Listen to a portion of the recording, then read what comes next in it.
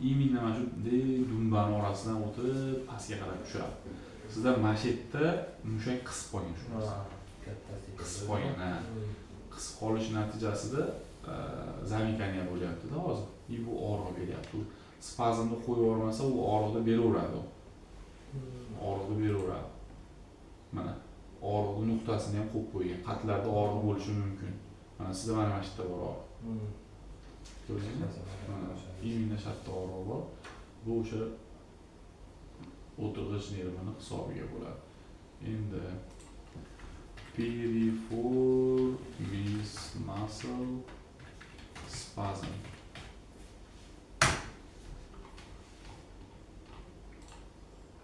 Bizda bunaqa piriformis degan mushak bo'ladi. O'zbek tilida bu noksimon mushak deydi. Noksimon. Mana bu obturator internus degan mushak bor. Ko'ryapsizmi? Piriformis bilan obturator internus mushakni orasidan bizda sidalishli nerv o'tgan. O'tirg'ich nerv o'tgan. Imенно mana shu noksimon mushakni spazmini hisobiga sizda o'tirg'ich nervi kompressiya bo'lyapti, bosilyapti. Natijada og'riqlaringiz kuchayyapti. Bu aynan mana shu mushak hisobiga, spazmini hisobiga. Buni yechimi asosiysi bu mashq hisoblanadi. Ya'ni biz lumbar ishalgiya deb tashxis qo'yamiz. Za счет o'sha sidalishli nervni kompressiyasi hisobiga bo'layotgan og'riq. Bunda mashqlar eng katta yordamchi hisoblanadi. Dori-darmondan ko'ra ham ko'proq to'g'ri mashqni qilishga ko'p uchraydi bu holatdan.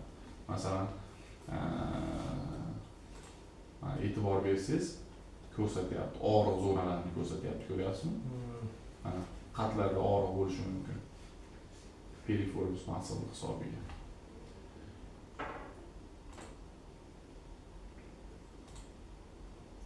Mana og'riq bo'layotgan zonalar.